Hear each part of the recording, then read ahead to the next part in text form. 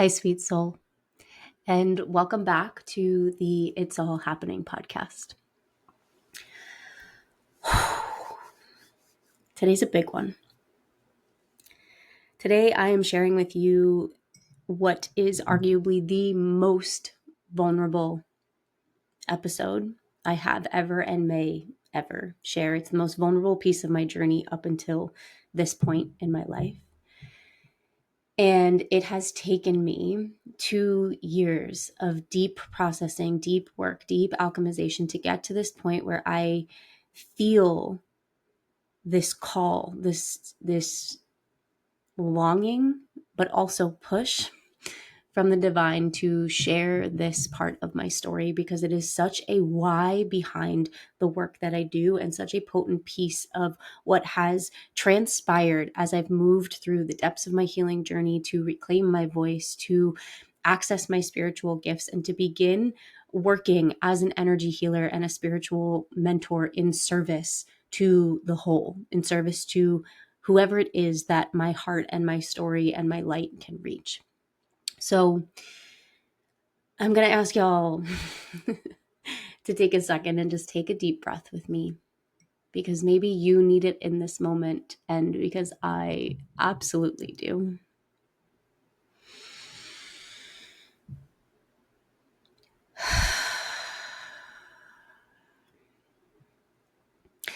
So I need to preface this podcast with a couple of things. The first thing is a trigger warning. The part of my story that I am about to share includes sexual assault, repressed memory, and my personal story of how I have had to move through the remembrance of a repressed memory of sexual assault. So I ask that you listen to this episode consciously and responsibly. Like, really check in with yourself right now if you are in a place to receive something of this magnitude right now.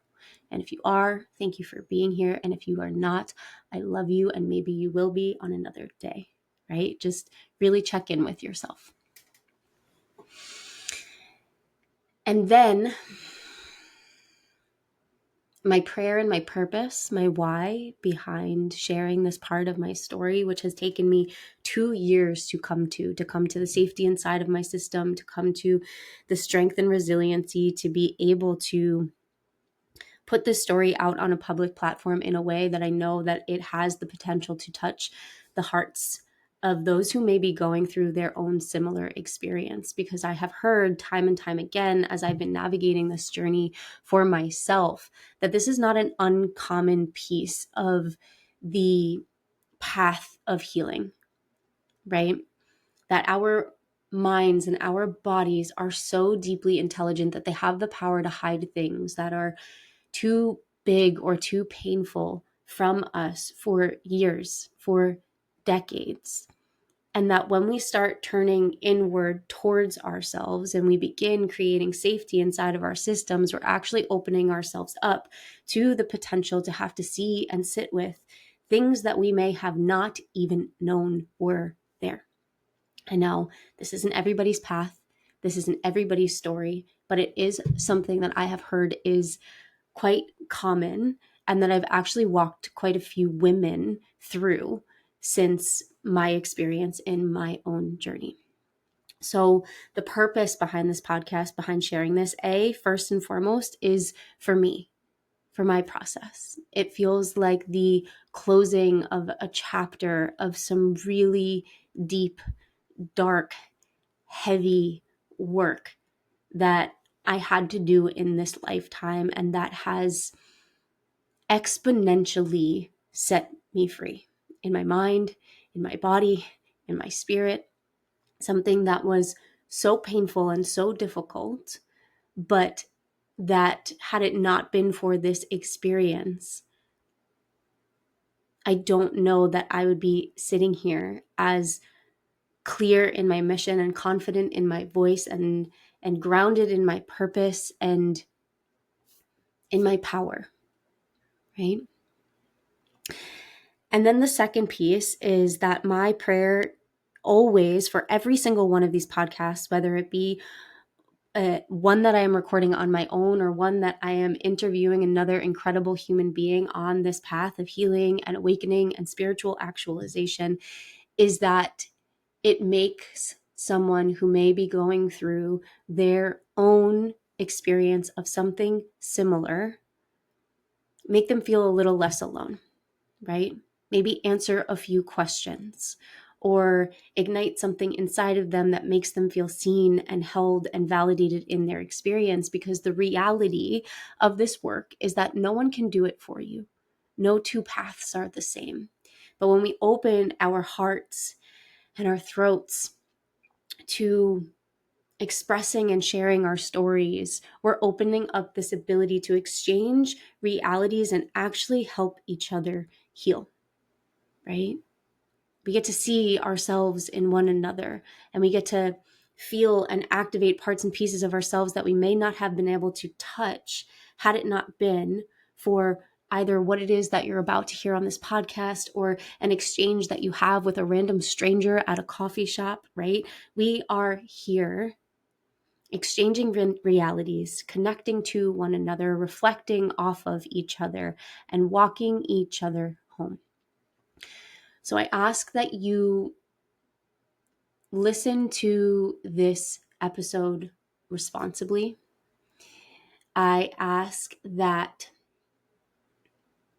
you honor the sacred vulnerability that is this moment for me as a creator. Yes, I am sharing this out loud on purpose on a public platform, and it is still a sensitive and vulnerable part of my human experience.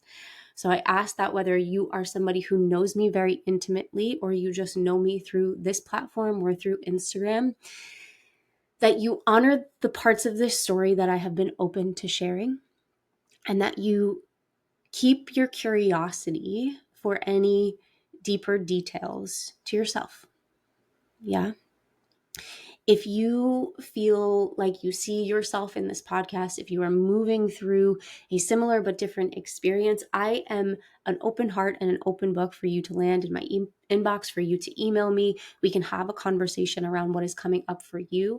I just want to set the boundary that as it comes to the intimate details of my personal story, that you take what I have offered and allow yourself to sit in the curiosity of any other details that you may feel like you are wanting or needing from this experience, right? But if you have questions about your own experience, right? Or if this is resonating with something inside of you and you just want to go deeper down that path of connecting with somebody who might be able to reflect something, some sort of resonant truth inside of you, again, I'm an open heart, I'm an open book. You can reach out. I have held many a client at this point through same but different experiences of just trusting their bodies and trusting the stories that their bodies are telling them, and knowing that it is safe to do so and healing to do so. So I also know that beyond this podcast, that is a part of my path. As a somatic energy healer, I am here to help women build the safety and resiliency and capacity inside of their bodies to feel into the stories that have been stuck in their soma, right? To move through and feel and express and heal the contracted energies that have been stuck inside of their systems for years, for decades, for lifetimes, right? So when it comes to that, when it comes to questions and curiosity around your own story or what you're holding inside of your system, please reach out. I am more than happy to connect and support you. But beyond that, I ask you again to listen responsibly. Know that on the other side of the screen is a real, raw, vulnerable human being. And my prayer is just that you receive something, anything from this.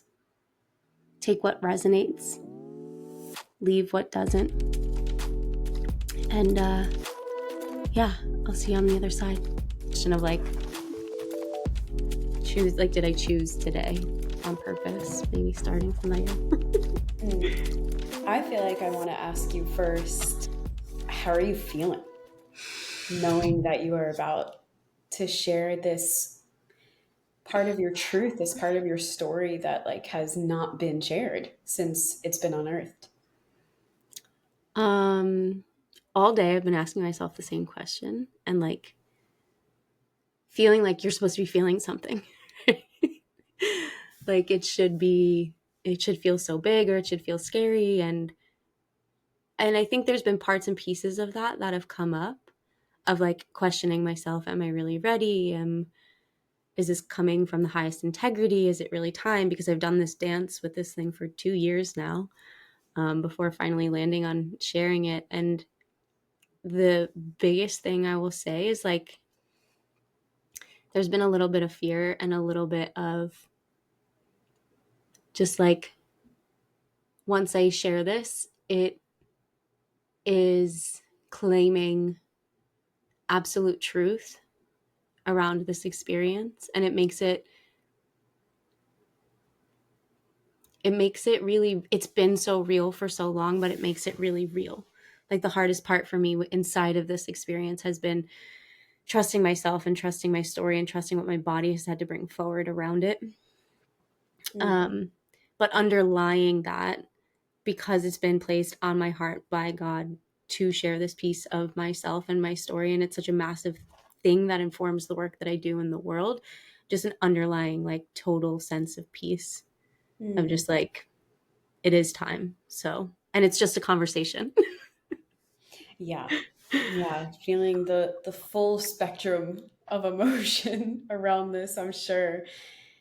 And it's been so beautiful to witness you in this journey. So I do also just want to say thank you so much for allowing me to be here, to ask you these questions, to just kind of hold that space for this story to come up and out of you. Because I know, when we try to tell it like alone, sometimes it can feel so very different. So I'm just so honored to be here with you and witness not only today and like the reveal and this moment of like really deep liberation of the Mm, truth of your story, but mm. also since the very, very beginning. Like we literally met after your ayahuasca experience. So it's just like, wow, we've been in each other's fields this entire time. And to watch you move and navigate and feel through this has been so fucking inspiring. And I just know that it's going to be so inspiring to so many other people who are listening to this, because unfortunately, this is something that so many women experience. Like, I don't think that there's a single space that I have held for women where there hasn't been a person who hasn't experienced this. Yeah, So you're speaking into not only your experience, but like a collective woman experience. And that is so fucking powerful because yeah, it's like, oh, it took me 2 years to share this story. Some women never, ever let it leave their lips. Some hmm, women take an entire lifetime. And so, yeah, just also want to really, really like honor you in that and see you in that, this I bravery. appreciate you witnessing me through all of it, because I mean, in full body chills just around the reality that I have known, that I've had reflected back to me by you, by other women who have helped hold me in different processes over the last 2 years, that this is a collective process. It's not just my process. Like when we're tuning into the energy of these things, and when you are someone such as I am, who is so attuned to frequency and energy and multidimensionality, which like awakened through this entire process. There's been a lot of moments when I'm in like the deepest depths of this process where I'm like, it's not even, it's mine, right? The reality of what happened to me is mine, but the reality of the depths of the energy that's being alchemized through this process isn't just me. It's not just mine. It is collective. And when you were saying like you have yet to facilitate a space where like women, you haven't met at least one woman in the room who's gone through it, what I've noticed even through my journey is like it's all, unfortunately, as like heartbreaking as it is, it's not even women when it comes to the flavor of sexual trauma that we're going to talk about today. It's like I've actually met and been reflected back to by more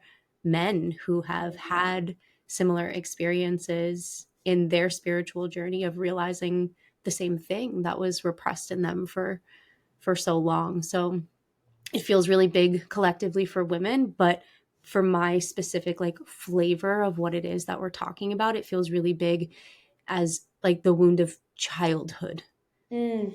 and like the difference between childhood and then when this happens at a later time in life, not pinning one against the other, but just like how differently your psyche, and I'm going to keep this conversation to me and my psyche, right? I might sometimes say you're out of uh, In a collective habit, sense. right? Yeah. Out of the collective habit, but how differently my psyche developed because of the age that this happened to me at. Mm.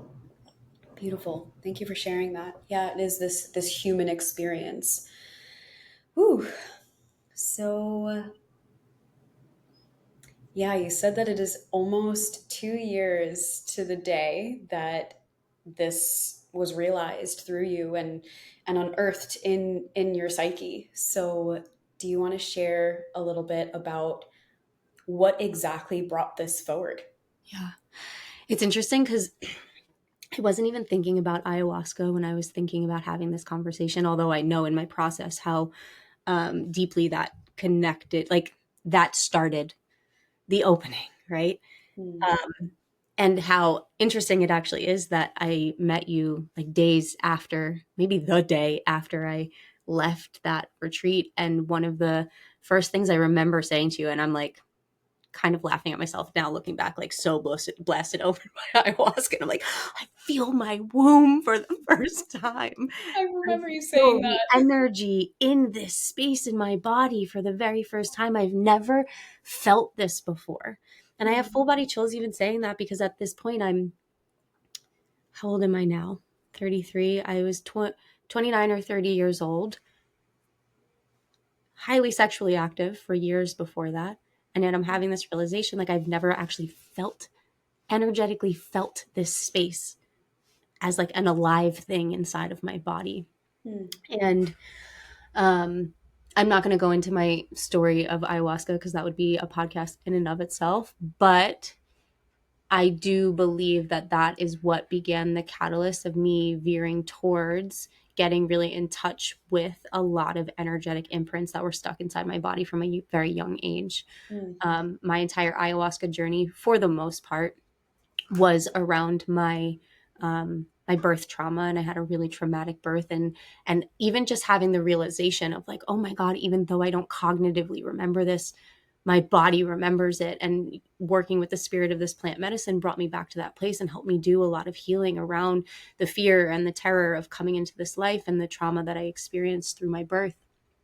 um, and I think that that was the door into reclaiming a really close relationship with my body. And I started working with an embodiment mentor of just like breathing and feeling sensation in my body Yeah. and letting that convert into emotion, and breathing and feeling sensation and letting that convert into emotion. But synchronistically enough, or I always think it's so, to me, I'm like, oh, it's so weird that it didn't happen for me in a ceremony. It didn't happen for me in an embodiment practice. It didn't happen for me sitting with plant medicine. I had a visceral experience of repressed childhood sexual trauma move through my body one night, just getting into bed with my husband, like a normal night.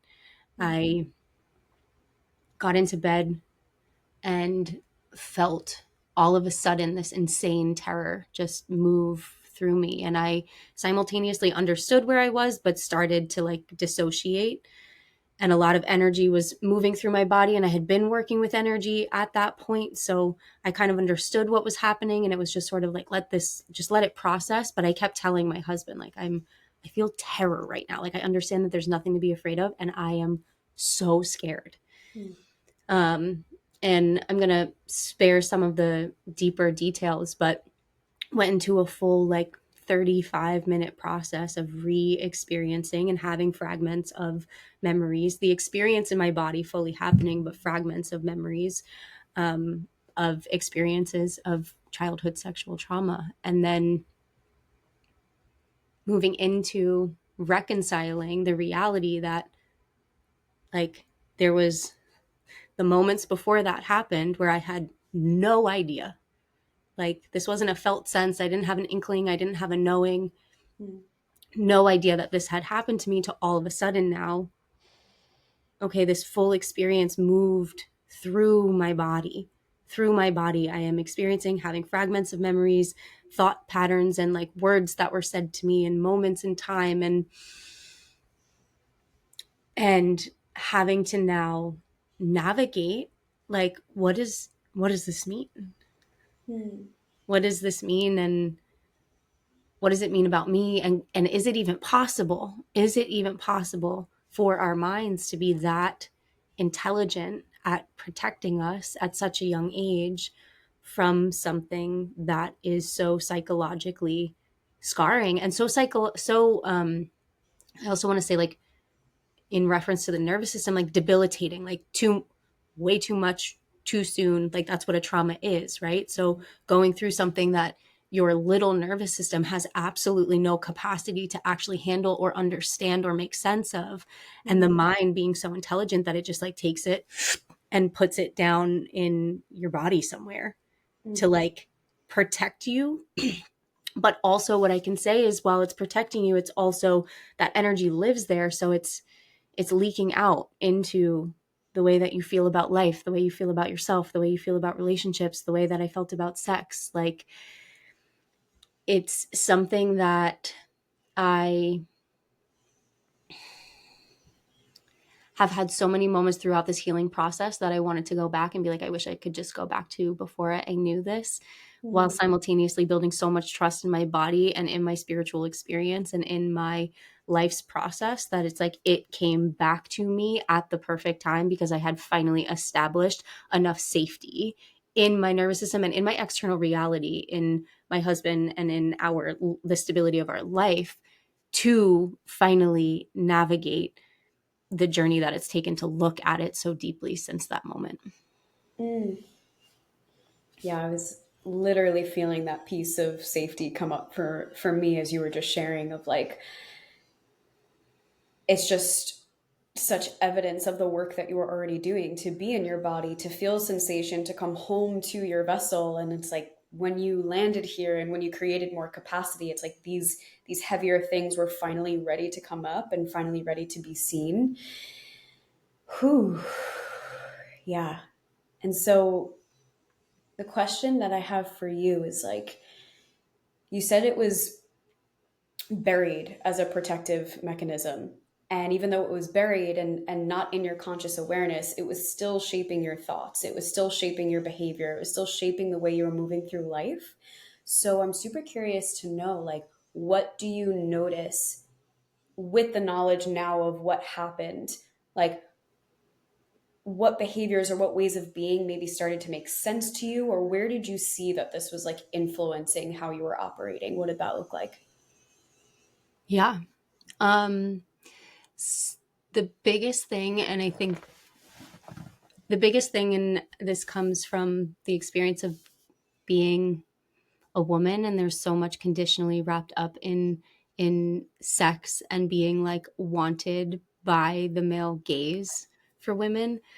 And it's not to wrong that or make that mean something wrong or bad that we have that desire, but in hindsight, after this experience came up, and now this is like, I've been in therapy, I've been in somatic therapy, I've been in energy healing therapy, like, I've gone all these different routes to kind of pull this full circle. But one of the first things I realized was I had completely confused sex and love. Hmm. Like, I thought that sex was love, and in order to be loved, I had to be having sex, right? And I just want to, like, I don't know why I feel the need to say, like, sorry, mom, because I know that you're going to listen to this, but I became sexually active at a very young age. And when I look back at that moment, it's because, like, I thought that's what I had to do in order for that person to love me. And now my 14-year-old brain isn't thinking this at the time where I'm starting to engage in sexual activity, having no idea the depth of like energetic and emotional weight that that creates in a relationship. Um, But I definitely did it from that place of desperately feeling like I wanted to receive love, simultaneously feeling really ashamed of my own body, never feeling like I was enough, but finding a sense of validation and safety and almost like satiation in how much at that time boys like were desiring me, or like looked at me in a sexual manner, or like thought I was hot. It's like almost embarrassing to say, but it's like that took up so much of my mental capacity. It was like, what do other people think about the way that I look, and are they desiring me? Like I had this energetic imprint that just like I got such a sense of self out of being desired by men. Mm, mm, And I think for years that led to like, and again, I don't want to, it's not all bad, right? But I was hypersexual. I was constantly seeking that desire and the satiation from that desire, even though I wasn't really deeply connected to like my own pleasure and my body in a way. I had never really like explored that outside of I get pleasure out of just people wanting me. mm. Wow. And I noticed inside of my marriage that it's so interesting, and like this is so vulnerable, but my marriage was probably the first relationship where I felt fully safe and fully seen. And prior to this, months prior to this coming up, I was noticing that like I didn't have a sexual drive. I didn't have a sexual desire. I didn't feel the need to be like seen in that way, but it was really confusing for my psyche that I'm like, okay, what's happening to my relationship if it's not this all the time? Like if this is not the way that we are relating and being intimate with each other all the time, what does that mean? Do you not love me? Do I not love you? Because of the crosswire between like sex equals love in my brain, right? And then going through this process, it's been a lot to reclaim my body and reclaim safety. And there's a whole slew of like PTSD responses now that happen inside of intimacy. And in a beautiful way, it's led me back home to the truth of like safe and grounded love that actually has nothing to do with sexual desire or sexual connection. Like, yes, that's an important part of a relationship. But prior to this surfacing, I thought that was the relationship. Mm, mhm. Mm. And so, what about your connection and your relationship to your body in hindsight? How do you see that affected? Mm-hmm. It's kind of a similar answer in that I saw my body through the eyes of whoever was looking at my body, right? I saw my body the way, like if I was being, if I was in a relationship and I was being desired, I saw my body as desirable, and then therefore, like my body is good, right? And I'm good with my body. But any moment that I felt that fleeting or not there, if I didn't have that external validation, then it's almost like I couldn't see myself unless I was being seen through the eyes of someone else. Mm, And I feel like I almost want to say I feel like I used and like abused my body in a manipulative way, that it's like it was, this is the thing that gets me validation and love, and that's what satiates love, right? What I thought love was prior, and that's what satiates me and fulfills me and makes me feel important and makes me feel seen. But I didn't have an intimate personal relationship with my own body, nor did I have an intimate personal relationship with my emotions. I've always been a highly emotional person, but my emotions were so much more like erratic. And I even want to say, like, because now we know through the kind of work that we do that like your emotions are an expression of the sensations in your body and how you can feel your body and you can feel life moving through your body. Previously, I had no relationship to my body, therefore I didn't have a relationship to the sensations of my emotions either. They were just really erratic, and I Mm. also used those in a manipulative fashion. Like I it's so hard to like even say that and like admit that out loud, but because you don't, when you are moving from a place of a trauma response, you don't know that you're doing it when you're in it. It's so unconscious, it's so innocent, and it's coming from this wounded place of like, I just need to feel safe and loved, and my safety and my love comes from being seen and being desired. So I feel like I would, yeah, my connection to my body was really non-existent, again, except through the eyes of somebody else seeing me. And my connection to my emotions was, it was like I used that the same way, right? Like, and you can think about this archetypal of like the wounded dark feminine, right? I would use my sexuality and I would use my emotional manipulation to get what I needed. And in those moments, what I needed was you to desire me so that Mhm. I could feel a sense of love. Yeah. Wow. Thank you for sharing that. Yeah. Ooh, that feels fucking edgy. I feel like that's something I haven't even like I've thought about that and I've written about that, but I didn't necessarily expect to speak on that. Yeah, yeah.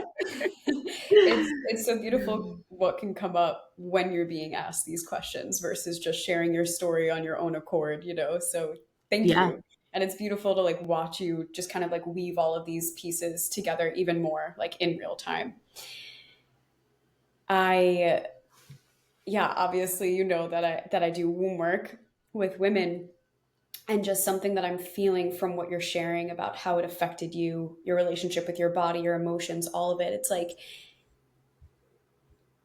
you were you were disconnected from like the seat of yourself. And so it caused you to like grip externally to like everything outside of you instead of feeling and finding that worth inherently within your own body because of what had happened. It's just like gripping, gripping, outer, outer, Hmm. instead of just that embodied, like I am here, I am worthy because I feel my womb, right? Hmm. And I so was I'm so sure, out of body. I was yeah, so out of body because I was in like from an energetic standpoint, I was in everybody else's body all the time trying to figure out what the fuck they needed from me so that I would be desirable to them. And it's yeah. like this isn't even just in romantic partnership and sexual relationship. I became a master people pleaser. And it's not, Mm, again, it's not from this place of like I knew that I was doing it, but from this place of my psyche registers that I am good when I do what other people tell me to do, when I do what somebody else wants me to do, right? And I didn't have this connection because I didn't have a connection to the trauma. So I didn't know. It's like when you're living in your own experience, you don't know that any other experience exists. So I don't know in my conscious mind that it is a trauma response for me to chameleon myself to fit into whoever it is that I feel like I'm supposed to be, depending on who I'm with in the moment. mhm, mhm, Right. But it's a safety mechanism for, first of all, this is a big thing that's come up inside of therapy. When you are hiding, when your psyche is hiding a truth from you, it is hard for you to be truthful with anything and anyone. So I couldn't be connected to the truth of who I was because the truth of who I was so connected to this trauma that was completely repressed in the back of my unconscious and in the depths of my body. So my sense of self literally came from the projection of what I would receive back from the people around me. mm, Talk about disembodied. Like I didn't, when I met you right after ayahuasca and I was talking about that feeling of like being in my body for the first time, feeling alive in my body for the first time. And this is why I'm so passionate about energy healing and about embodiment work and about somatic healing and about the way that we have traumatic memory imprinted into the fabric of our being that's literally creating the experience that we are living in, is because I, until I started unwinding this, until I started touching into these traumatic memories, I didn't know that I wasn't connected to myself. I didn't know that I didn't have a true sense of self. I didn't know that I was disembodied. I Mhm. didn't know that I was dissociating all the time in my early 20s when I was going out and like drinking my face off and taking drugs and doing all of these things that are just like quote unquote normal, right? Because everybody else around me is doing it and like we don't seem traumatized or fucked up. But I was doing it from this place of I've reconciled now. It's like trying to feel anything at all. That when I would drink or when I would smoke or when I would um, like take MDMA, it would help me be able to actually feel my body. But I didn't have a conscious understanding that the rest of my life I was living like only in my head, Mhm. completely disembodied. Mm. Yeah, it's like you don't know what you don't know. Literally, literally. And that's why, again, circling back to like why I'm so passionate about the work that I already was doing this work prior to that coming up, but it made the why and the process so much deeper. And I took like a pretty big hiatus when this first came up. I poured everything into like just my healing. And even now to this day, it's like my energy and my body and um, kind of just like making sure that I am this like clean, clear channel for the work that I now offer. It does come first. Like that sets the precedent for me always. But after it happened, it was in May of, what year are we in now? 2025. So May of 2023 that this came up. And I went on a deep, deep journey just into myself, into what does this mean about me, into, and this is a place we can go as well, the confusion of like, what the fuck is real? What is real? What is true? Can I trust myself? Am I fucking insane? Like the gamut of what actually happens when you begin touching into these somatic experiences. And I think it's also something that it doesn't get talked about enough, that like breath work and embodiment work and somatic healing and plant medicine and spiritual healing are these things that are like so pop culture right now. And so it's almost like there's like this culture that's been created around it on social media, that it's like, do these practices and do this work and you're going to have this like expansive, beautiful, luxurious life and you're never going to feel another deep dark emotion ever again. And I have had such a hard time in the like conscious community spaces or spiritual spaces, specifically as it comes to like online and what is presented online as like marketing material to try and get people into certain containers and things like that, because we are not giving reality to the unwinding that's actually going to happen when you devote yourself to these practices. And that's not to say that you're going to have completely repressed memories as deep and dark as what I have walked through come up, but I do somewhat believe in the like, I don't know if I believe that like everything happens for a reason, but I do believe that everything can be alchemized into power and purpose. And I do think that this coming up for me has created the foundation for me to be able to facilitate the work that I am meant to do, but also speaking into the truth of like the the time and the spaciousness and the care and the devotion it takes to actually go on the journey, to not just like wear the mask and dip into practices and do a little journaling, but to like actually meet the deepest, darkest, most repressed and recessed parts of your own psyche. And I think we're doing a disservice to the world when we don't, like, that we don't talk about that more often, that we don't talk about the depths and the darkness and the reality of like what can come to surface, even if you don't end up having a completely, like I said, deep, dark, really, really heavy, like psyche changing trauma come up for you. You are going to touch into things and have realizations around what has made you mask or what has made you put on a persona that isn't actually you for the entirety of your life. And then what comes on the other side of this is a period of like, who the fuck am I? Mm. Who am I and what is true and what is real and what do I do with this now? Yeah, of course. I can't even imagine how disorienting that must be when you don't even realize that your entire sense of self is being affected by this thing. It's like, oh my gosh, who am I without this thing? Or who I am I before this thing happened? And who is the truth of who I am? And so it's like a whole journey of rediscovery of who you are. So I would love to know, where did you go first with this? Mm. Like, what support did you seek, or what practices or what things really do you feel helped you process this? Yeah. So just to like paint a picture of where I was at in my life, I sat with ayahuasca in September of 2022, and that sent me on September, October, November, December, like a 5 month journey of a huge emotional purge process. And this is like pre me knowing anything about this trauma. That experience cracked my body open, and I just was emoting and emoting and emoting and emoting, spending days at a time in the bathtub crying, right? Like having so many emotional processes to the point where, and again, before this even came to light, I finally was like, I need a spiritual healer. Like, I need someone who's gone through a deep spiritual awakening, a deep spiritual process that I can like level with. It's not therapy. Like, I need somebody who's gone through a similar process of their own. And my incredible mentor and energy healer, Cecilia, landed in my life in February.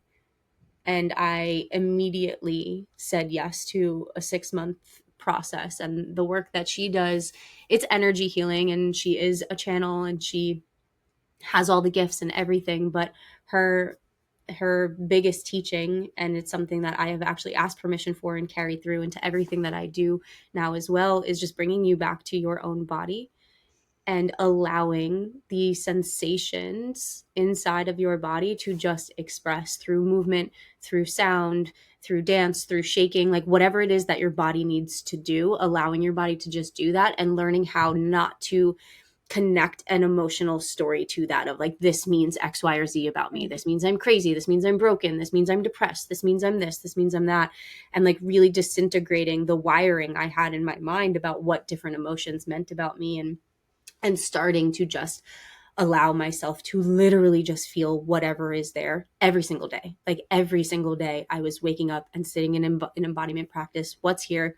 What needs to move? What do I get to see? What do I get to witness? Not because I need to fix it, but because I need to learn to be with all of life, right? I've ripped open my channel to experience the depths of emotions that I've never touched before, and now I need to learn how to be with this in a way that doesn't make me feel like I'm losing my mind. So I was already in that process with her. That started in February. I also want to just like throw in here, I think somewhere around March, I had my God awakening, where in an embodiment ceremony for the very first time, I literally felt the experience of oneness through all things everywhere. It came for me like a vision where all of us, I felt the oneness throughout my entire body. It was my entire sense of like self, ego, self dissolved. And I had this vision of being in this kingdom, but it was like this big circular Colosseum room, and the walls of the circle were lined with thrones, and it's like everybody in the kingdom was the king and queen, and they're just like taking turns sitting on the thrones, passing crowns to one another, and I'm just walking, and this is all a vision in an embodiment process. I'm walking totally sober, no plant medicine. I'm walking through this party inside of this kingdom, looking eye to eye with person after person and being like, oh my god, oh my god, oh my god, oh my god. And for probably a good like 10 to 15 minute experience, I experienced like the dissolution of the illusion of separation inside of my body and in this vision. And I have absolutely no doubt in my mind, in my body, in my experience, that it was the touching of that much light that opened me up to the darkness that presented itself 2 months later. So that was somewhere in March. I might be messing that up. And then in May of that embodiment experience is when that that embodiment mentorship, is when the trauma came to the surface. Excuse me while I briefly interrupt my own episode here to offer you a really special invitation into something that I am so excited about. This fall, myself and my co host, Jen Maroney, are going to be taking an intimate group of 8 women to Tuscany for a 7-day, all inclusive energy healing, embodiment, and adventure retreat. I mean, we are bringing together the most perfect combination of healing, of connection, of play, of creation, and of adventure all over the rolling hills of Tuscany. So if you are a woman who is finding yourself loving this podcast, being pulled deeper into this work, moving through an awakening within yourself, I want to cordially, personally invite you to drop down into the show notes, click the link, check out our landing page, and book yourself a call to this retreat. And just because you are a listener of the It's All Happening podcast, I would absolutely love to offer you $300 off of this experience. Our applications are going to be open until the end of June. We are at the end of May right now, so you have just about 4 more weeks to get inside of this experience. If you are feeling yourself pulled forward towards what it is that I am talking about right now, if you have been looking for in-person spaces to deeply connect with other open-hearted and open-minded women around this work, this is the space for you. This is the invitation. Drop down into the show notes, click the link, book a call, and let's get you inside. And I'll see you in Tuscany. When you came home to your body, you came home to God. How fucking beautiful is that? Mm-hmm. And then God was like, I'm going to show you anything in your body that is not resonant with this truth. And we're going to have to move through it. I'm going to be here. You're going to question me a lot about the truth of who I am because, I mean, we're not going to get into that. But then it's like, this isn't the only trauma in my body that came to the surface. This is the main one. This is one that was, like I said, completely repressed. I had no idea that it existed for 30 years of my life.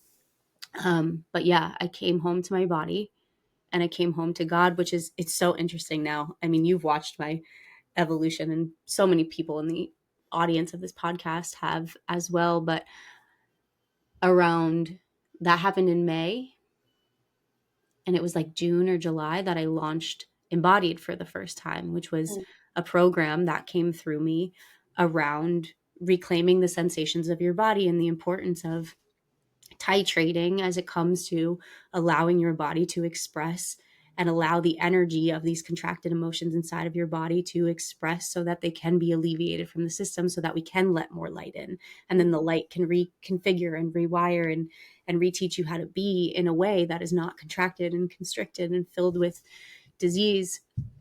And I ended up running that program for 2 years. The last round of it was just in January, and gotta like, okay, we're like going into a process of evolution. I like wintered really hard this year.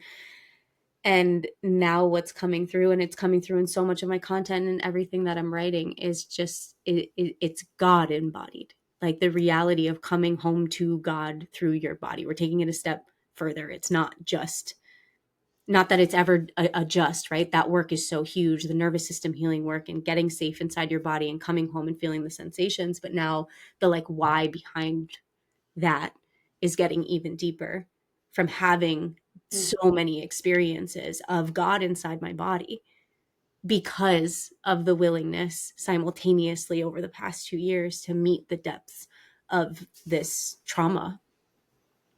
Wow.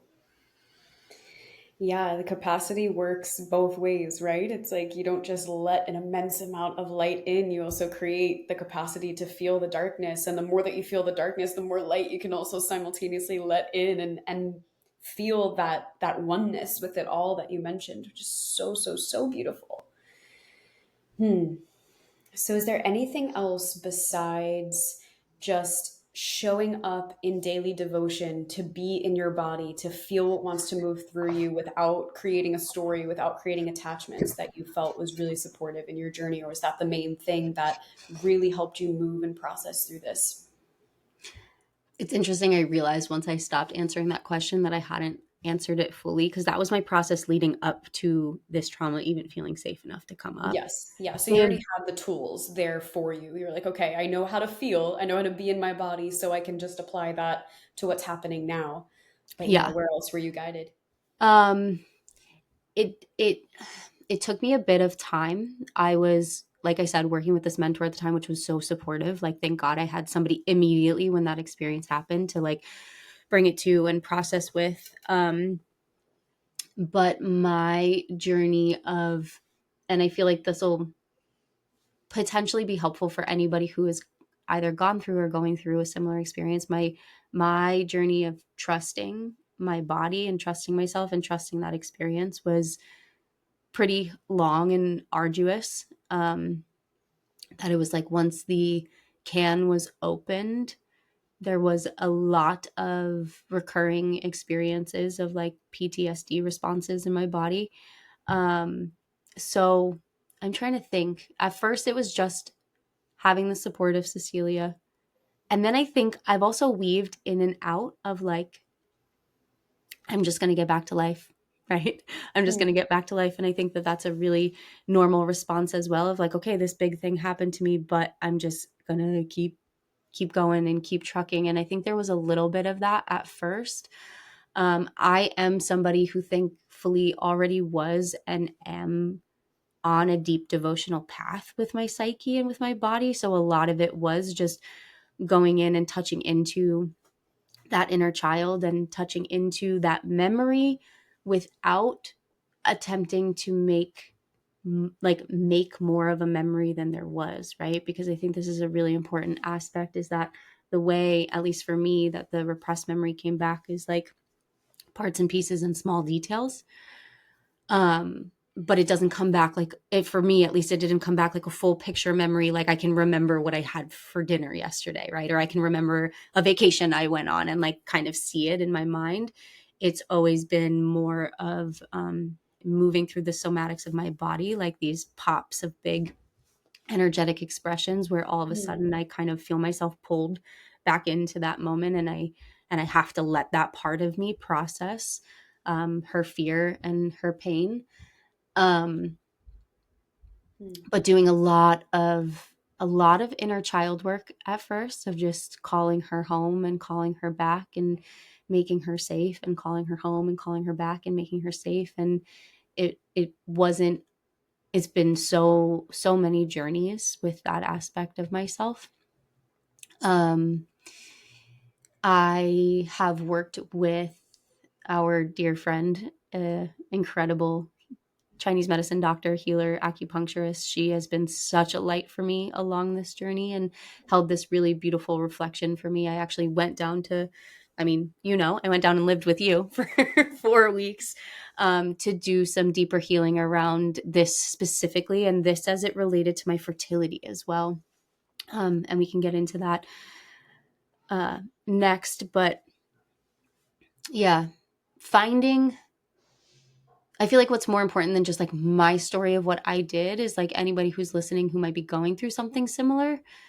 It's reaching out and allowing yourself to receive help, because it's been the space holders and the reflections and the resourced nervous systems and mm, the really women in my life that could hold me through the moments of distortion and confusion and the moments of so much grief and so much sadness.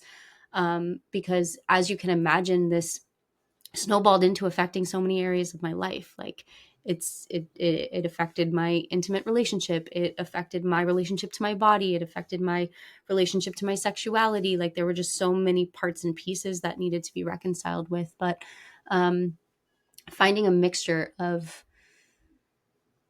energy healers and space holders and just practices that could bring me home to my body. And then I will say the biggest jump that I made was finding an EMDR therapist. And that mm. has been like, it's like I was making these little strides on my own or within these smaller containers of like, okay, I'm going to work with this person for 4 weeks.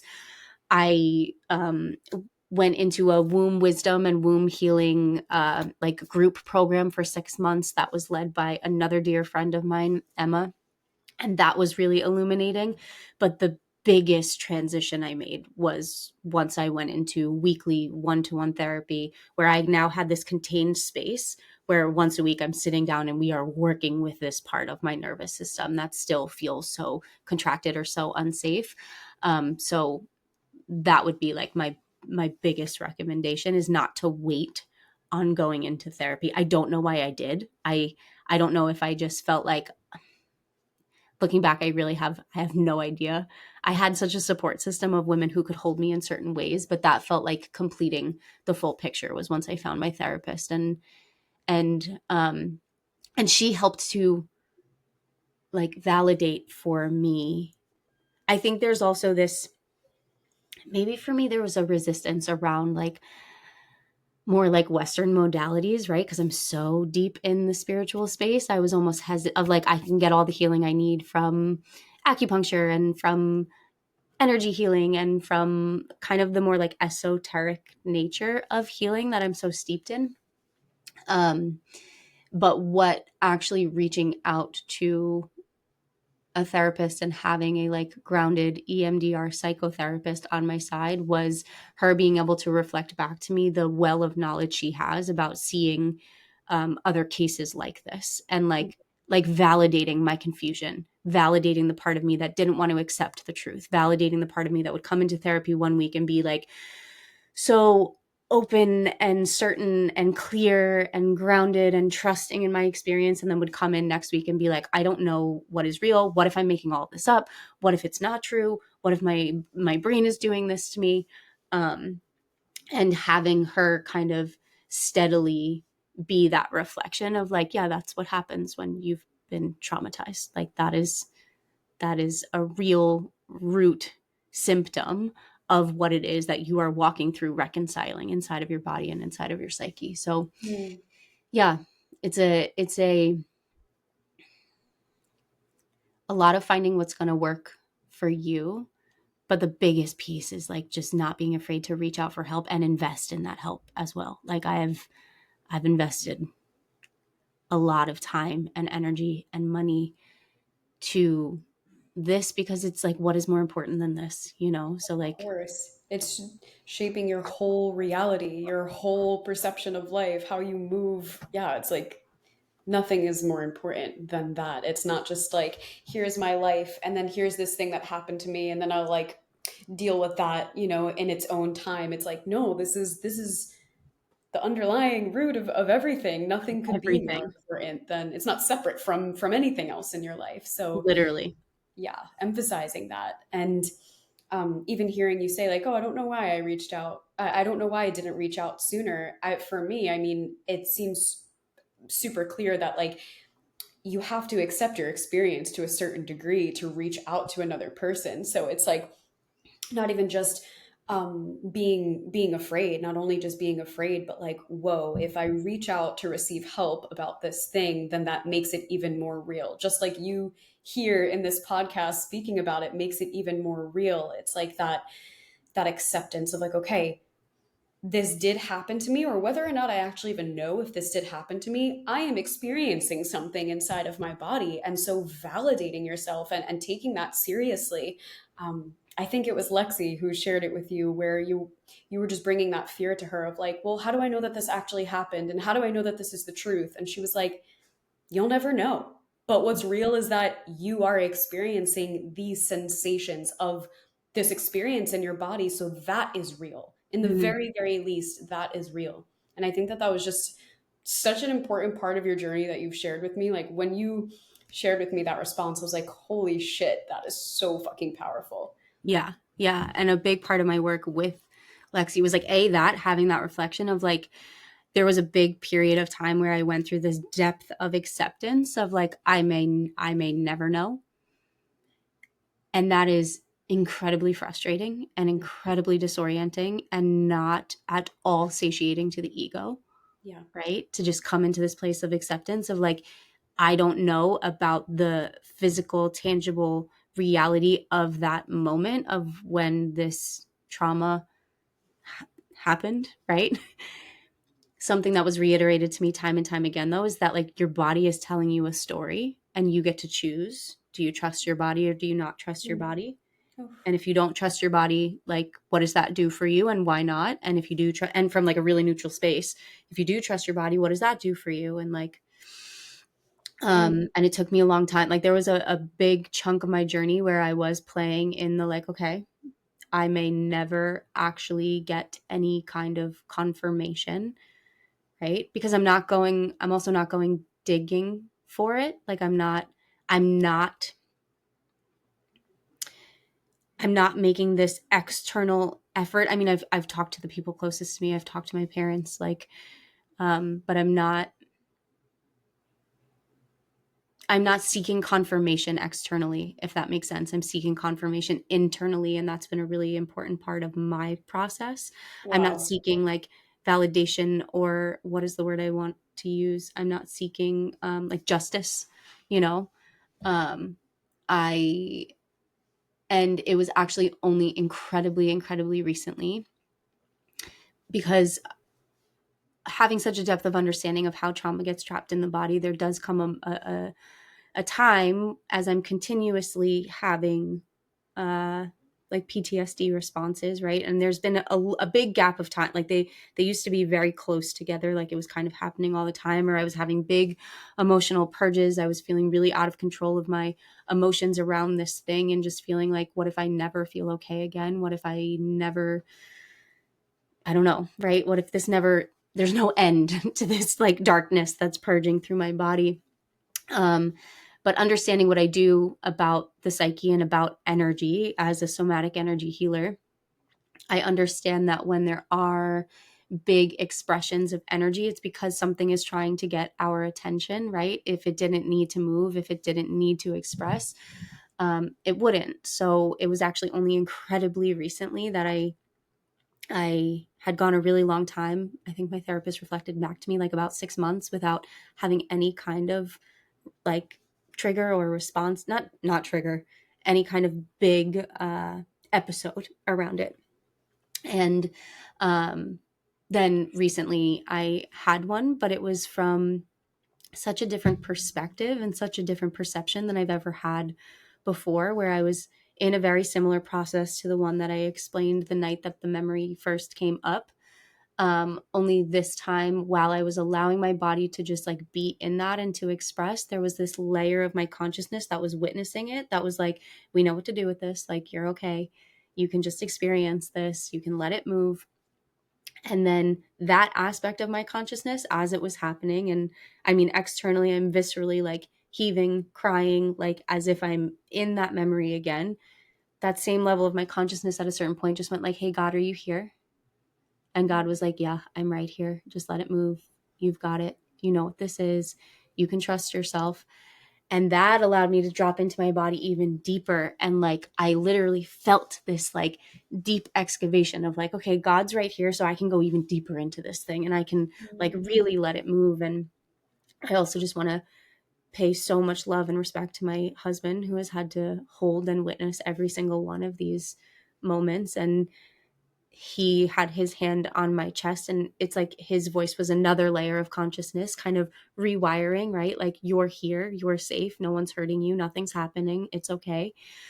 um and post that experience the next morning, I it's so synchronistic, I reached out for a therapy session of like, oh shit, this hasn't happened in a while, I kind of want to go into like just have support around it, right? And my therapist was in the middle of a big move and didn't have any availability, so I was just like, okay, moment to self-resource, moment to put everything that you know about healing to your own test and do the work that you're doing all the time for other people, right? So I just took myself into my own EMDR session and Mm. took myself to my safe space, and immediately that little girl was there, and I was like, what is it that you need? And she's like, I need you to believe me.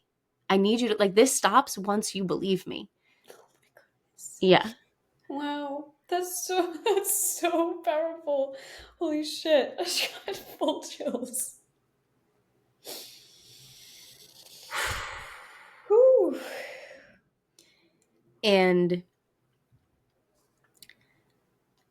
I feel like this is even like a more powerful piece of the story. I've had that process before, right? Like, I can't tell you how many processes I've been in around this over the past 2 years. And I think previously my like whole conscious, well adult, they call it, right, was always like, I do believe you. I do believe you, right?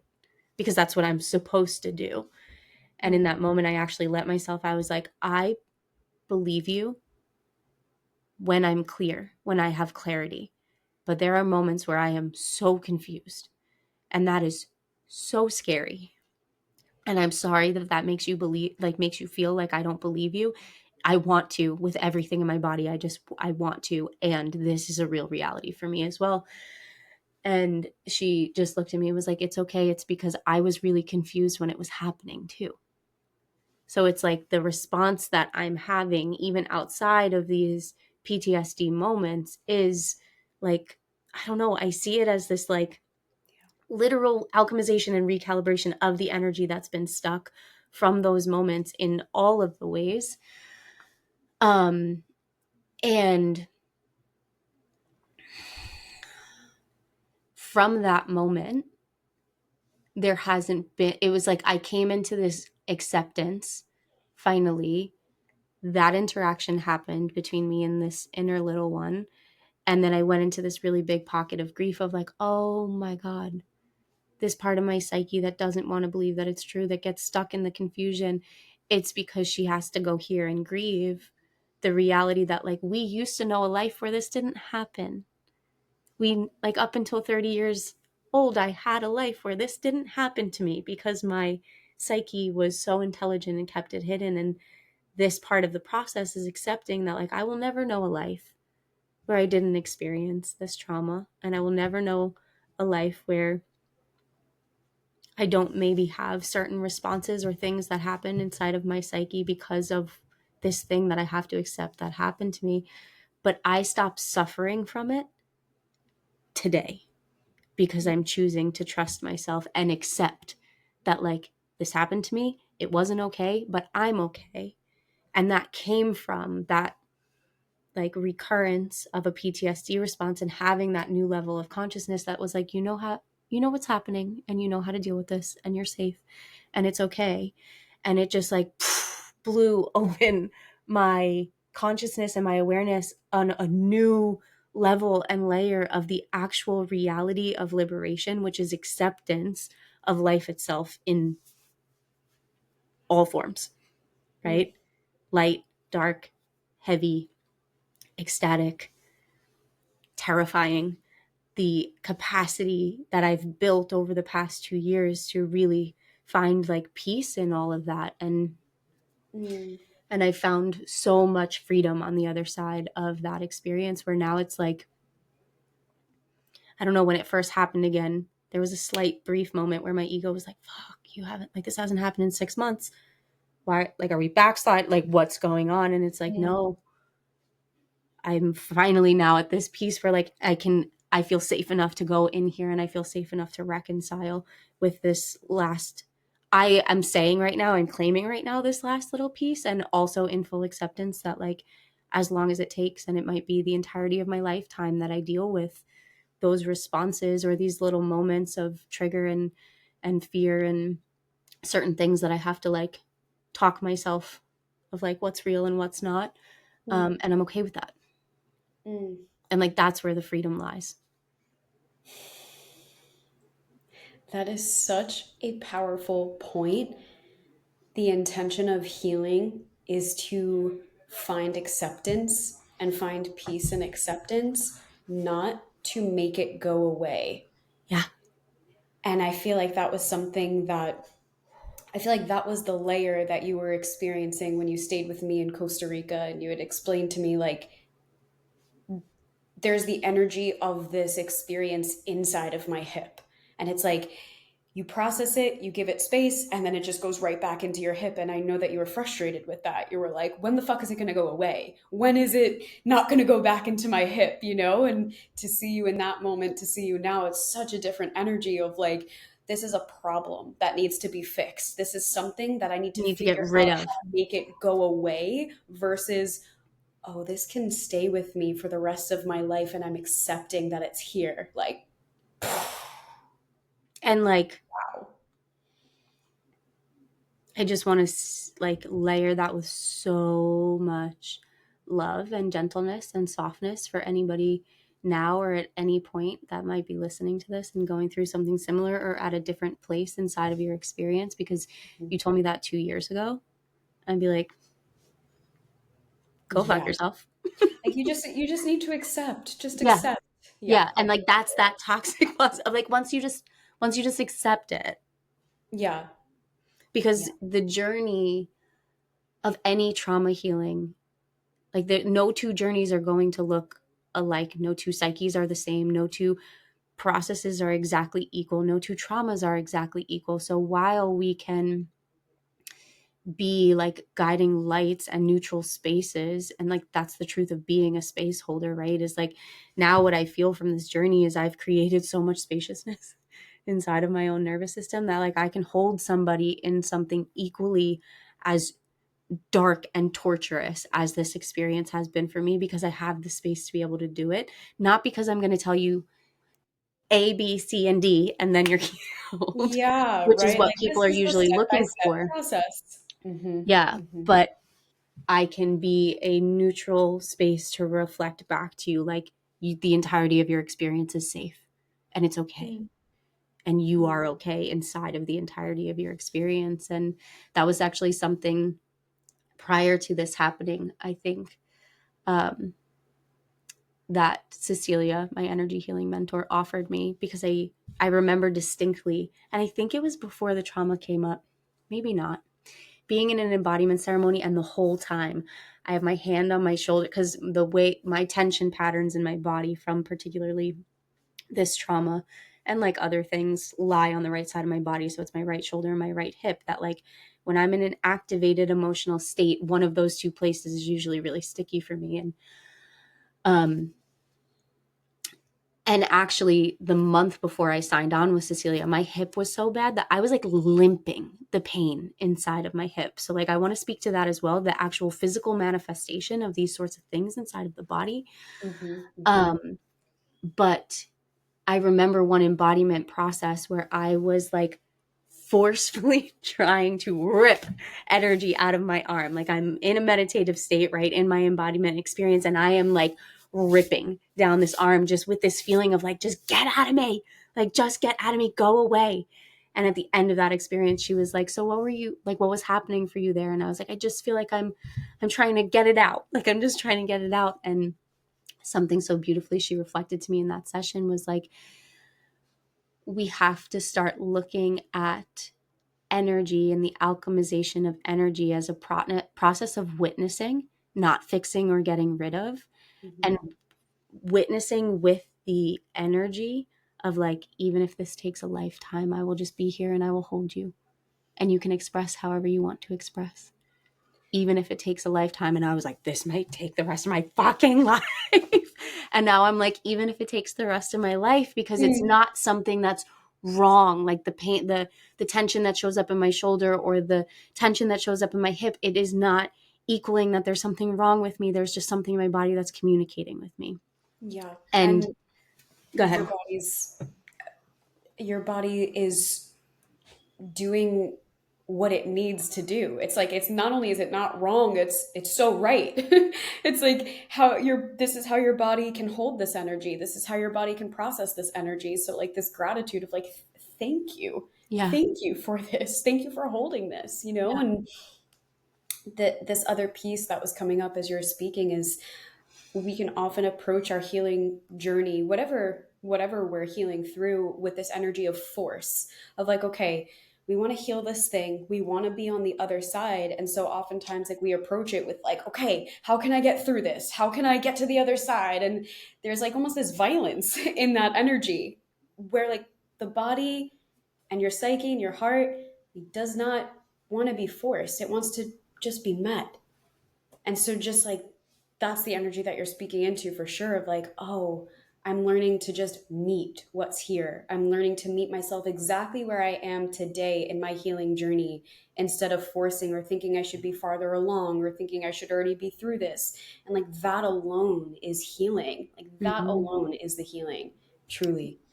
The acceptance, really, and the willingness to like you said, just meet it exactly as it is. And something I've noticed like through this journey over the past 2 years. And when I say that like my tension patterns manifest in my shoulder and my hip, it's like excruciating sometimes, where it's like it's taking all of my focus, all of my attention to just notice this fucking knot that's in.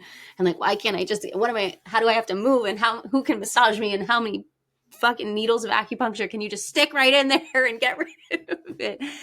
And something that was so healing for me at some point along this journey was beginning to notice when the pain wasn't there, Mm. because it's not consistent. It's not all day, every day. It's not constantly. I was like, there were points in time prior to the emergence of this. Like I said, there was a couple months where I was like limping around, that my hip was hurting so bad.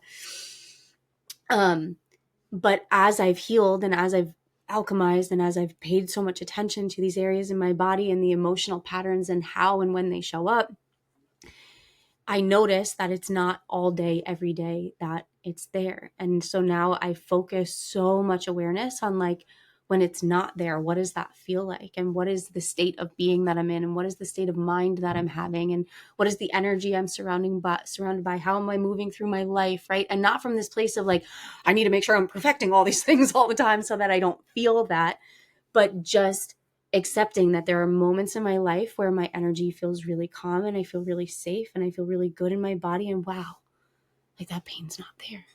And Mm. that has been a beautiful benefit of EMDR therapy, because a big piece of it is body awareness and noticing like, where is your body speaking to you?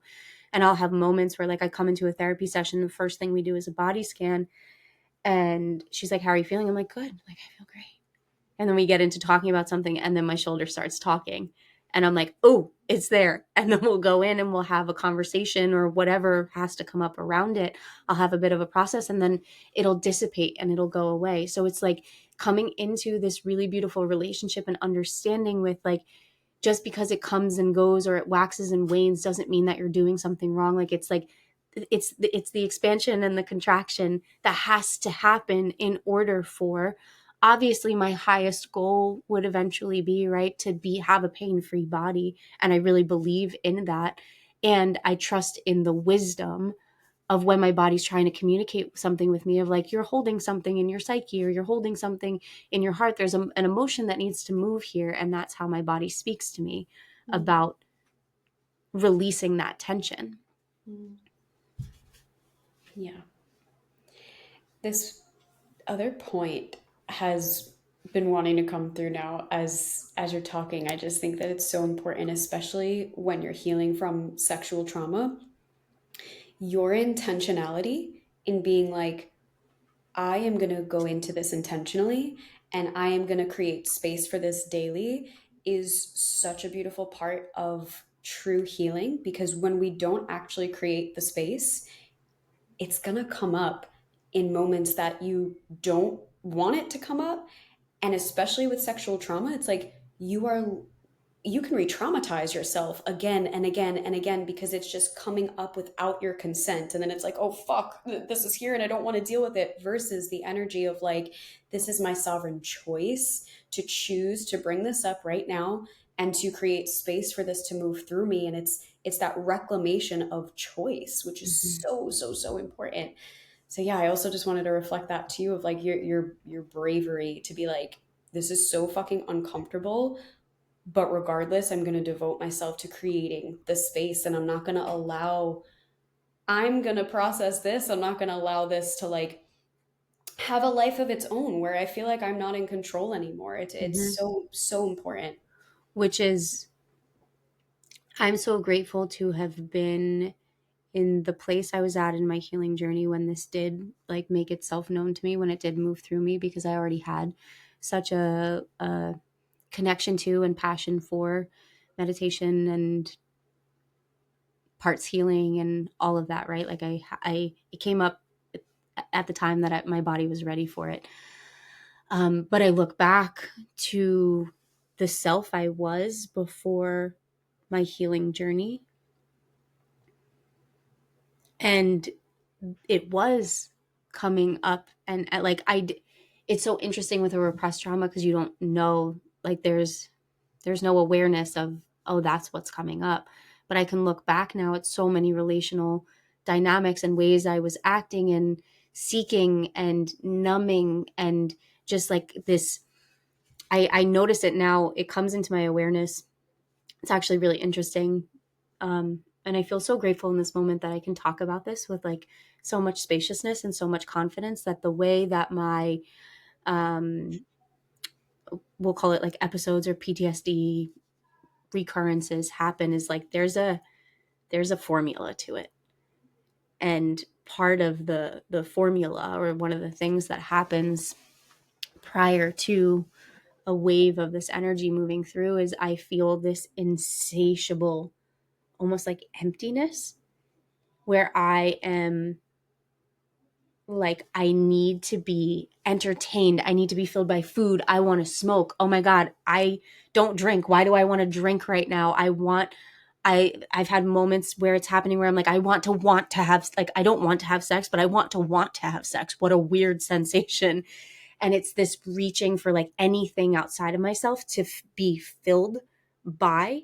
And I look back on the entirety of my life, and that's how I was just always looking to, I needed to constantly be entertained. I didn't know how to spend any time with myself. I was always surrounded by friends, always needed to be moving, doing. I didn't know how to slow down. And then that only amplified as I got older, and you bring like drugs and alcohol into the mix, and there's just this like constant desire to do something to change that inner state of being, where now I feel it coming on, and I'm like, oh wow, that's what I was dealing with for the entirety of my life. And now I deal with it in these small moments where it's like, okay, I'm going to have a process. Like, there's a process is going to happen. I'm going to sit with this emptiness in my stomach, and it's probably going to cause some kind of thought spiral that I get stuck in. And then whatever it has to be, it's going to be. But the recognition that now what happens as like a blip in a moment of time when I'm having some kind of like recurrence or episode. I haven't found a word that I love for this. Like, episode feels really dramatic. It Yeah. is really dramatic when it's happening. But now that thing that only happens for like maybe 20 minutes to an hour of my time used to be the entirety of my existence. Like, I was just desperately seeking to fill this emptiness or this void or this thing that I didn't want to, I didn't know how or have the capacity to slow down and sit with. Mm. And I find it really interesting also that it was in my older years like very connected to sexuality and like sexual desire, and like that was a really confusing thing for me as well, because it was a part of myself that I like really loved, that I like loved my, I had like a very sensual sexual nature about me. And then once I was in like a safe, nurturing, grounded love, that fell away. And that was like all of these things I can look back and led up to the realization of this, where like I was finally in a grounded, safe, steady relationship that was fully choosing all of me. And then that like crazy, insatiable sexual desire started to go away, and I was like, oh, there's something wrong here, there's something wrong in my relationship. And that was a big piece of unwinding as well. Mm. Wow. Hmm. I feel like we should take a breath. Yeah, I'm just going to write down the time. Yeah. Yeah. So, what I want to ask you is, how does it feel to share this on a podcast that many, many, many more people than just your close friends or close family is going to listen to? Like, what does that feel like for you? Honestly, liberating, of like that I've walked the totality of this journey, and I've kind of known from the beginning that it would be something that I would speak on, that's something that I would turn into, alchemize into being able to like help other people with, or being able to relate and see other people with.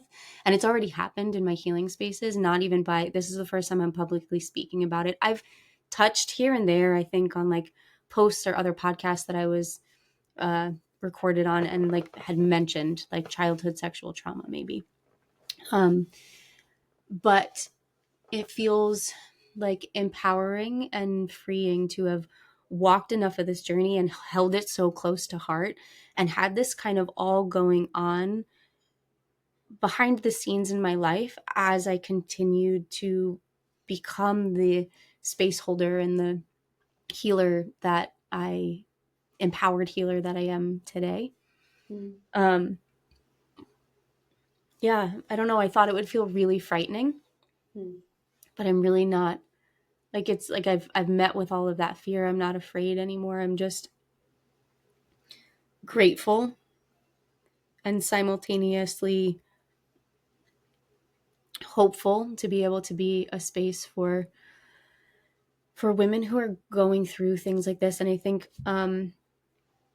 specifically as it comes to like the expansion of spiritual awakening and spiritual interest and spiritual healing and trauma healing, like these aren't just buzzwords. This isn't just like a, I don't know, I get so annoyed at the whole like uh kind of like looking down upon the like explosion of new age and people seeking for these resources to heal. People are seeking it because we fucking need it, right? Like we need it so deeply.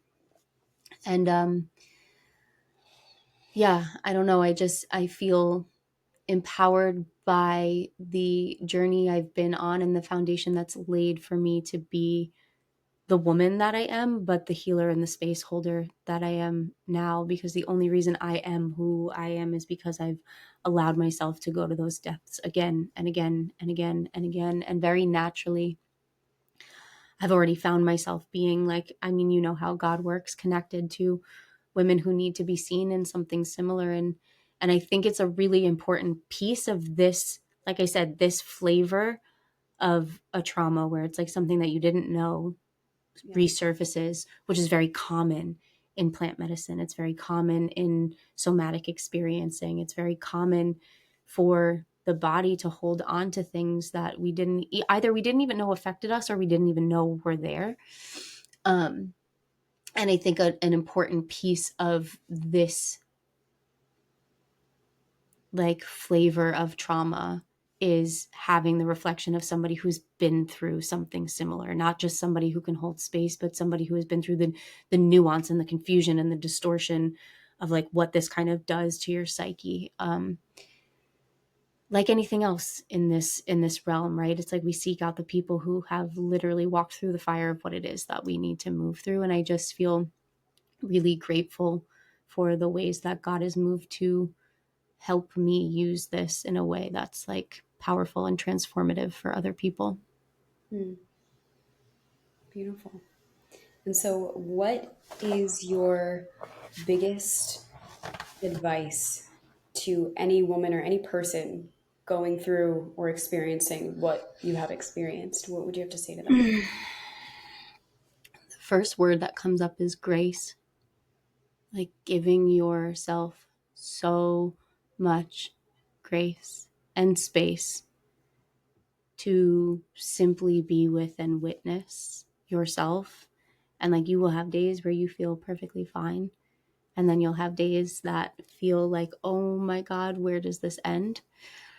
Um, and just allowing yourself the spaciousness to be with all of it. One thing I would say to myself if I looked back on like the moment when this happened, I wish I had given myself more like time and space to just like be with it and to integrate it instead of just like, well, this happened, but I'm running a business and I have a launch going on and I, you know, like giving it allow giving yourself the grace and the spaciousness to allow yourself to be with what is moving through you, because the more time you can allow yourself to just be like, this is what's happening for me and it's okay, I'm moving through this really massive process and that deserves for me to take time away from work and maybe certain relationships and other responsibilities, like it, you are worthy of that. Mm. And then the other thing I would say is find support. You are not meant to, you do not need to go through this alone. I think a really common pattern or something that came up for me, I'm witnessing this now. As I said, like it took me so long to go to a regular therapist where I was going to be talking about it all the time. was there's like a lot of that stuff that happens, shame around like actually not opening your mouth and being able to speak that truth out loud. That was a big part of my process. So taking the time and the spaciousness that you need, but also trusting in the power of reaching out for support and investing in that support and not being afraid to do so, and knowing again that like you are so worthy of that, and this process is so worthy of that. Because I feel like the almost the like final thing I want to say is like, while I have come into such a level of acceptance of the reality that this will always exist as a thing that happened to me, I am in so much acceptance of the waves that may still continue to come, but I'm out the other side. Like I am Yeah. claiming whole. I'm claiming healed. I'm claiming like there is nothing wrong with me and there's nothing wrong with my experience.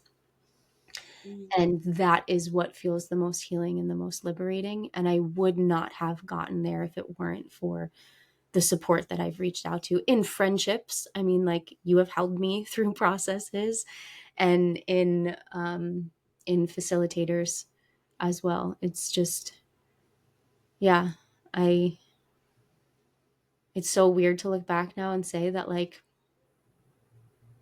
I'm fucking grateful. Not necessarily that like this is a thing that that little girl had to go through,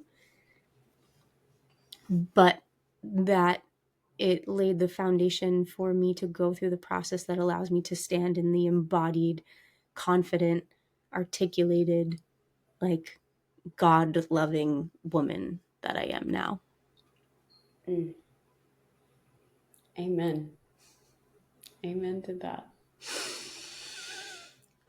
Hmm. I just want to say thank you so much for sharing your story.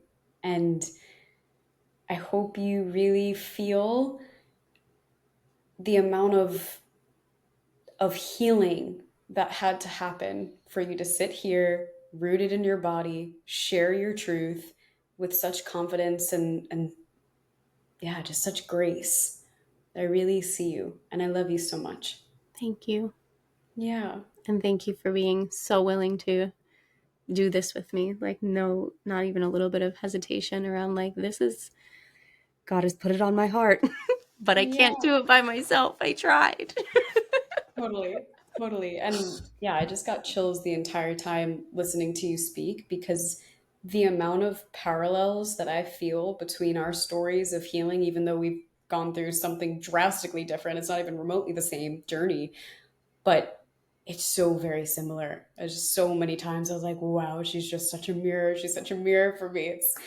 It's unbelievable. Like we didn't go through the same thing, but the lessons that we've received from the journey are literally the same. And so just thank you for being my reflection as well.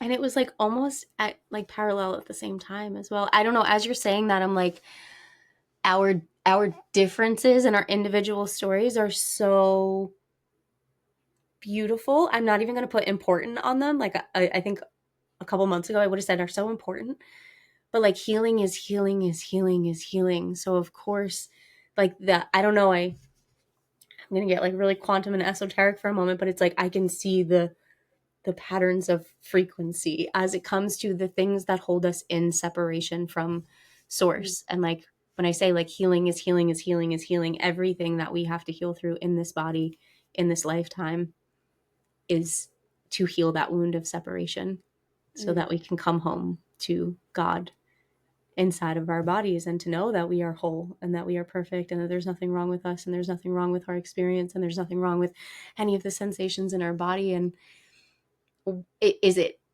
heart wrenching and gut wrenching that it's like we have to go through things like repressed childhood sexual trauma and cancer diagnoses to get to this place? Absolutely. And do I think that you have to go through something so traumatic in order to come home to God? No. But for whatever reason, like these are the journeys that we've been placed on. And there's something so fucking powerful about owning that and getting to that place where it's like, no, there's nothing wrong with my story or what happened to me. And actually, I can embody using this to be more empowered in who I am and to be more spoken about my truth, and then to trust that if that is meant to help somebody else along on their journey, that it will.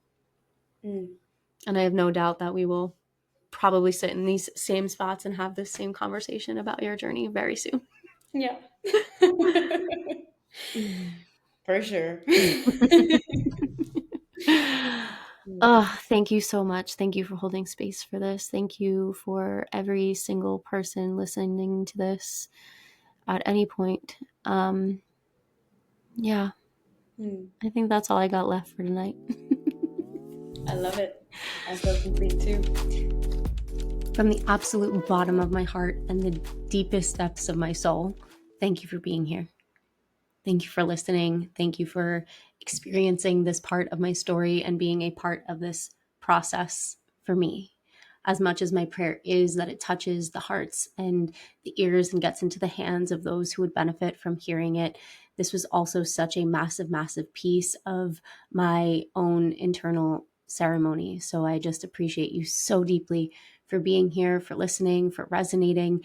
If this story, if this episode struck you in some way, or if you are looking to go deeper into your own somatic healing process, I encourage you to reach out to seek support. I have so many beautiful ways in which we can go into the depths of the stories inside of your soma together, everything from 1-to-1 sessions to 3-month, 6-month, and 12-month packages of somatic energy healing and spiritual development. And if you are here and if you are listening to this and it is activating something inside of you, or you just synchronistically ended up here and you are in the depths of your own journey seeking some support, I would be absolutely honored to hold you in that process. You know exactly where to find me, either directly in my email inbox or on Instagram at any time. I am sending you all so, so, so much love. I appreciate y'all so deeply. Thank you for being on this ride with me for the past it's been almost 2 years since this podcast came out. And throughout all of it, I have also been navigating this behind the scenes. So to come here and to share it with y'all today just feels like a huge step into the next chapter of my story, the next chapter of my work, and the next chapter of this podcast. I am sending you all so much love always and in all the ways. I will see you on the next episode.